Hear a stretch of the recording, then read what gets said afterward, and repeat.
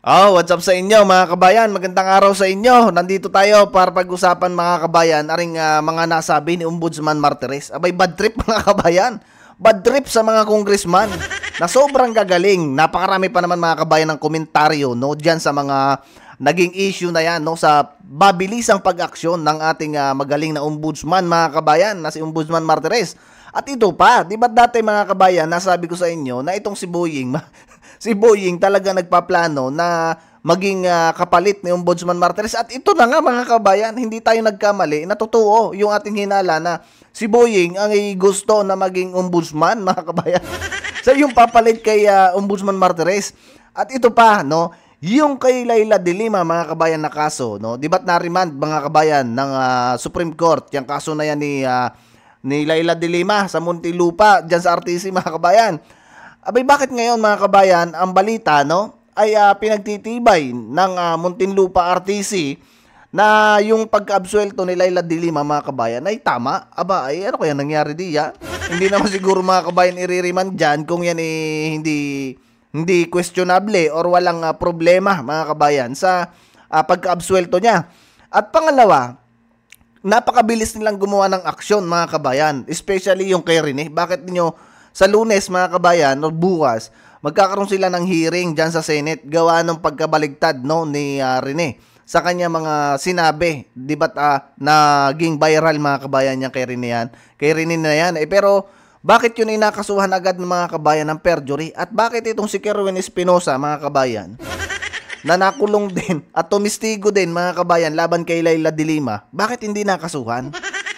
Yan yung pagkakaiba mga kabayan. Pagka ikaw ay pabor, talagang ito'y pabor-pabor lang mga kabayan no? Pabor-pabor lang din talaga yung mga kalakaran dyan ngayon sa gobyerno. Sa lahat ng naging administrasyon mga kabayan, itong kay Bungit, ang pinakamagulong administrasyon sa lahat ng mga naging pangulo. Isipin ninyo, bawat ahensya mga kabayan ng administrasyon ngayon, abay nagbabangayan, ano ba yan? Nagbabangayan sila mga kabayan. Kita ninyo, ang Senate at ang Congress nagbabangayan din. Ang ombudsman ngayon mga kabayan, nagbabangayan din sa Congress. Lahat ng tira mga kabayan nasa Congress. Ang palasyo ganun din mga kabayan. Napakagulo ng administrasyon na to. Simula nung nagkagulo-gulo dyan sa Vice President hanggang ngayon mga kabayan, abay 3 taon na, hindi pa ba sila nananawa mga kabayan? Hindi pa ba sila nananawa na tigilan na yung mga nangyayaring mga pamumulitika mga kabayan? Abay, napakalayo pa ng 2028. Ano pa lang ngayon? 25 pa, 3 taon pa mga kabayan. Kalahatiang taon pa lang no, ng administrasyon ni Bungit. Bakit naman hindi pa kayo manahimik diyan? Hindi na kayo, kumbaga, gumawa na lang kayo ng ikabubuti ng mga Pilipino. Hindi yung sasabihin ni Auntie Claire na gumaganda ang ekonomiya at bumababa ang mga presyo ng bilihin. Like for example, ang bigas. Isama mo pa ang sardinas. Yung mga Pilipino, gagawin nyo na lang tamang sardinas na lang. Abay, yung sardinas nga ngayon mga kabayan, napakamahal na rin. Magkano na ba ang presyo ng sardinas ngayon mga kabayan? Abay, isipin ninyo, yan ipagmamalaki nyo sa mga Pilipino na dahil sa napakaganda na sinasabi ni Auntie Claire na napakagandang nagawa ng administrasyon ni Bungit, napababa ang presyo ng sardinas at bigas. Nasa na yun mga kabayan? Bumaba ba talaga ang presyo? O talagang tinutulunggis nyo ang mga Pilipino dyan sa mga pinaggayabang ninyo dyan sa palasyo? But anyway mga kabayan, napakahaba ng introduction natin bago tayo dumako dyan sa ating pag-uusapan mga kabayan. Maraming salamat muna sa mga bagong subscribers natin. At sa mga hindi pa, inaanyayahan ko kayo na mag-subscribe dan sa ganun mag-updated kayo sa ating mga bidyong ina-upload. Alright mga kabayan, si Pin Lacson meron din yung padali, no? May sinabi yan mga kabayan patungkol dito sa mga senator judges sa impeachment complaint ng ating vice presidente. Ang sabi niya dyan, Lacson sa mga kapwa senador, judge, kumilos magsalita na parang huwes. Yan tama to mga kabayan Senator judges must behave and respect like judges. And judge, magtanong ka lang para i-clarify kung di maliwanag ang sagot ng defense or prosecution. Hindi kami mag-express ng sariling opinion tungkol sa takbo ng kaso. Tama to mga kabayan, no? Tama to sinabi na to ni Senator Ping Lacson. Para naman hindi sa ganon lumabas, no? Lalo pa yung mga Pilipinong may doubt dyan sa mga senador judges. Mas maganda tong kayo ay wag na magbigay ng opinion ninyo patungkol diyan sa kaso or diyan sa impeachment natin Vice Presidente para naman na hindi lumabas na kayo sobrang bias diyan at meron kayong pinapanigan na agad na kampo, 'di ba? Ay siyempre mga kabayan, pagka ganyan ang judges medyo meron ng pinapaboran, alam na magiging resulta ng kaso. 'Di ba? Kaya nang sa ganon, hindi kayo ma-criticize ng kainaman itong mga kampon, mga kabayan, no? Kampon ng kadiliman. Anyway, mga kabayan, pakinggan muna natin itong naging balita na to patungkol diyan kay Leila de Lima. Bakit ganito ang naging resulta, no? Ng Muntinlupa RTC. Bakit maayos daw yung pag-absuelto? Pakinggan muna natin, mga kabayan.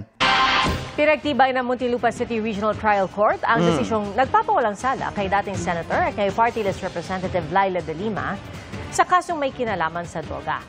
Sa isimiting tugon sa Court of Appeals, iginiit ng Muntinlupa RTC na ang pagbawi ng testimonya ni dating Bureau of Corrections Chief Rafael Ragos ay sapat na batayan para panindigan ang naunang desisyon. Kasama rin noon sa inacquit ang dating driver ni de Lima na si Ronnie Dayan. Taong 2022 nang binawi ni Ragos ang kanyang testimonya laban kay de Lima kaugnay sa umunoy illegal drug trade sa loob ng New Bilibid Prison. Matatanda ang niremand o pinabalik ng Court of Appeals 8th Division ang desisyon ng RTC. Kita mo yan, mga kabayan. Marami yung nagpatunay dyan. Isa na si Kerwin. Maraming mga testigo at yan ay may mga video pa na lumabas, mga kabayan. Pero kita ninyo, pagka ikaw talaga, mga kabayan, ay may posisyon sa gobyerno at nakikialay ka sa administrasyon, absuelto ka, mga kabayan. Grabe ang kalakaran, mga kabayan, sa bansa natin, ano? Magaling pa dito, mga kabayan, sa ibang bansa, pagka ikaw talaga may kaso, abay, pugot liig ka, mga kabayan. Lalo na pagka mabigat ang iyong kaso, o di kay corrupt na official ka, sa bahay ka lang, mga kabayan, house arrest ka, kahit pa kay bigatin, mga kabayan. Pero sa ating bansa, no, nakalumo lang, mga kabayang isipin na itong mga to, napatunayan na nagkasala, nakita na, mga kabayat, maraming tumistigo na talagang totoong gumagawa ng kabalbalan, no, si Leila de Lima, absuelto, mga kabayan. Sa bagay, si Castro nga, diba? Convicted na, no, may verdict na, mga kabayan, na guilty. Ayan, hindi nakukulong, mga kabayan. Nasaan yung hustisya, diba, mga kabayan? O, pakinggan naman natin na si Buying. Sabi ko na sa inyo, mga kabayan, itong nakaraan doon sa mga nakauna nating mga video, na itong si Buying talaga ay may gusto or may balak talaga na maging ombudsman, mga kabayan. Nahulahan na natin yan. Pero hindi natin alam, mga kabayan, kung ano ba ang gagawin niya dyan sa ombudsman. Ay napakarami, mga kabayan, na may mga kaso na inahandle ng ombudsman. Totoo kaya na magtatrabaho siya, mga kabayan? O tama kaya, mga kabayan, ang mga gagawin niyang desisyon? Or magpo-prosecute din, mga kabayan, ng mga hindi sang-ayon sa kanilang kagustuhan. Sa palagay ninyo, mga kabayan, o pakinggan muna natin itong balita na to. Justice Secretary Boying Remulla is reportedly joining the search for the next ombudsman of the country. The Judicial and Bar Council is accepting applications and recommendations for the position until July 4th. According to a Politico article, Secretary Remulla has already submitted his application. Ombudsman. Yon, 'di ba? Maliwanag na 'to, mga kabayan, hindi na 'to haka-haka natin. No, na si Boying nagpasa na, mga kabayan, ng application para sa posisyon ng ombudsman. Kita mo? Samuel Martires' term will expire on July 27, which prompts the ongoing application and recommendation process by the Judicial and Bar Council. Secretary Remulla is expected to compete with other government officials, including Philippine Competition Commission Chairman Michael Aguinaldo and Justice Undersecretary. Wala na yan, mga kabayan. Parang ganyan din yung nangyari, no? Ganyan din nangyari do sa PNP chief, mga kabayan. Ang daming mga qualified na nakalinya, pero meron ng kumbaga talagang napili nila, no, na si Tory ang maging PNP chief. At ganito din, mga kabayan, ang mangyayari dito kay Buying, no? Yung mga nakalinya dyan na gusto ring maging kapalit ni Ombudsman Martires, kumbaga ano na lang yon, display na lang yon, mga kabayan. Matik na yan si Buying, mga kabayan, na magiging ombudsman, no, kapalit ni Martires. Pakinggan naman natin, mga kabayan, tong kay Ombudsman Martires, no. Ito ay bad trip, mga kabayan, dyan sa mga congressman, lalo na dyan kay Chua, kay Luistro, kanino pa? Diyan kay Leila de Limang napakaingay din, no? Kino-question ang desisyon ng ombudsman. Pakinggan natin.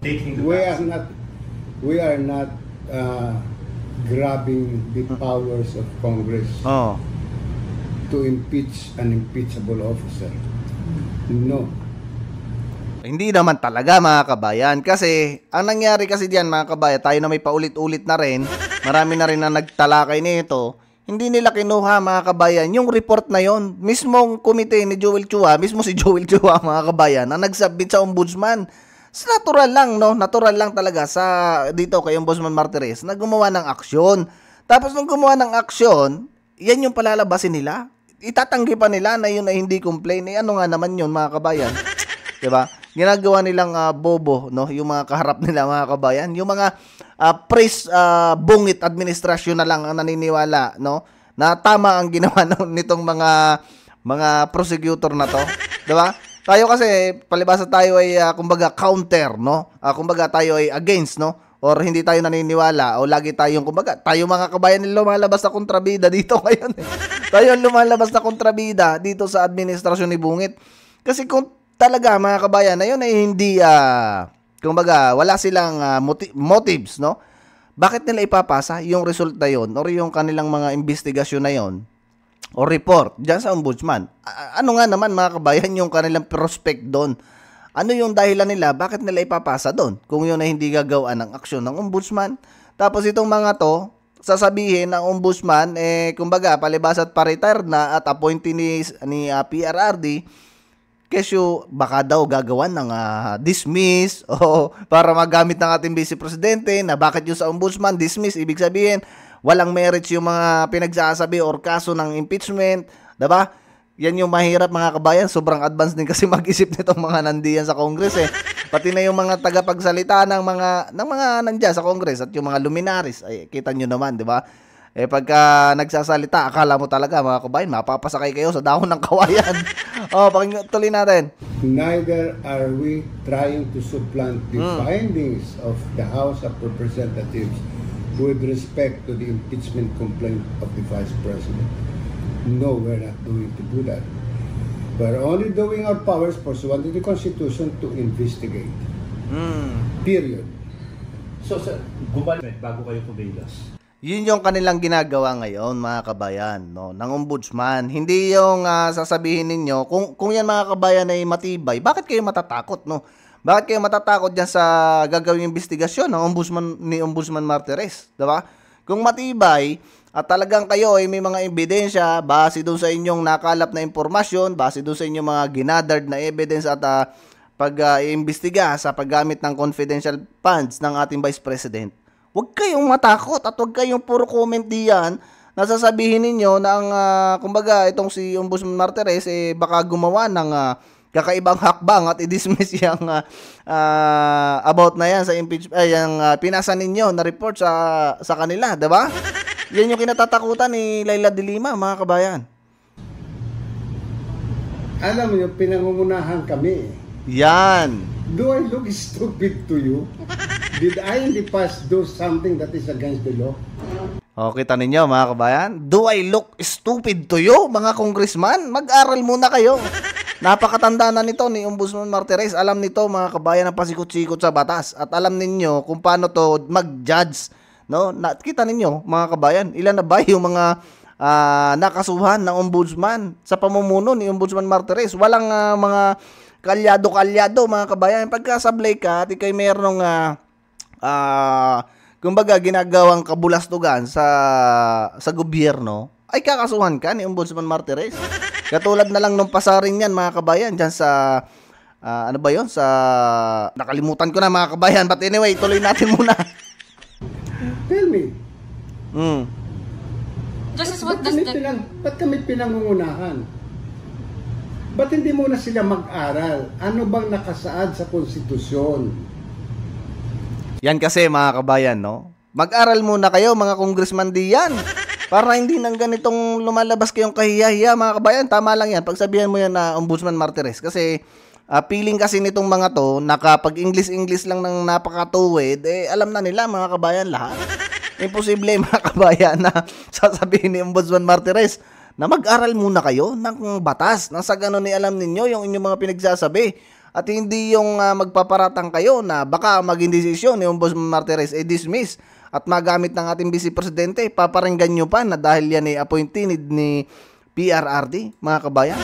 O nga pala, speaking of PRRD, no, nakakalungkot naman mga kabayan, na binibenta na yung ancestral home, no, ni PRRD.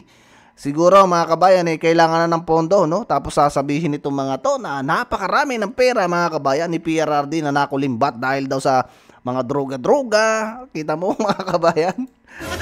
Magbibenta kaya ng ari-arian yung dating Pangulo kung yan ay maraming pera? O tuloy natin mga kabayan. So makikita na pag-aaralan na yung Constitution, yung deliberations during the Constitutional Commission in 1987, they would know. Yun mga kabayan, they would know, no? Yung kung kanilang pag-aaralan, no? Yung about sa Constitution mga kabayan, nasa ganon hindi ganito yung pinapadali ng mga nandiyan sa gobyerno, lalong-lalo na yan, prosecutor, yung mga magagaling na yan na tagapagsalita. Diba? Dito kasi sa administrasyon ni Bungit mga kabayan, puro pagalingan ng mga sinasabi. Kaya yung ating Vice Presidente, bad trip na rin, no? Nasasabihan sila ng bobo, lack of intelligence, ano pa ba mga kabayan? Napakarami na ng mga masasakit na sinasabi ng ating Vice Presidente diyan sa administrasyon ni Bungit. Nako, hindi pa ba itong mga magsitigil mga kabayan? Kaya tayo paminsan-minsan absent mga kabayan mag-upload Kasi nakakaumay mga kabayan na bigyan ng reaksyon itong mga nandyan sa gobyerno. Okay lang sana mga kabayan kung makikita natin na mayroong ipinagbago o meron ba na kakaiba mga kabayan na makakapagpaunlad sa ating bansa. Kaso wala mga kabayan, puro sila tirada sa mga Duterte. Anong petsa na? 2025 na, kalahatian na ng buwan mga kabayan, no? Dapat ay kalahatian na ng taon, dapat maiba na yung sistema, no, mga kabayan, kasi pare-paras tayong nagsasuffer, no? Pare-paras tayong mga kabayan na apektuhan kasi kung hindi matino mga kabayan na pamumuno ng mga puro na lang politika, abay damay tayo, no? Iisipin ninyo, si Auntie Claire sinasabi nila na bumababa ang mga presyo ng bilihin, bumababa ang inflation, tumataas ang GDP, pero kabira-bira mga kabayan, pangaralan sila ng tagapagsalita ng World Bank. Sino mas magaling sa kanila ngayon mga kabayan? Di World Bank, kasi nakikita nila mga kabayan kung ano ba nangyayari sa bansa natin. Diba? Nakikita nila kung paano magkaroon ng income ang bansa. At syempre, kailangan nila mag-monitor kasi may mga utang tayo sa World Bank. Pagka tayo hindi nakabayad mga kabayan, nako, tapos ang mga Pilipino. But anyway mga kabayan, hanggang dito na lang muna ang video natin, no? At magbigay kayo ng inyong komento sa ating mga napag-usapan mga kabayan. Huwag niyo kalimutan mag-like at mag-share. Nang sa ganoon ay mas marami pa yung makapanood ng ating mga video ina-upload sa channel na to mga kabayan. Ingat kayo palagi at adios mga kabayan.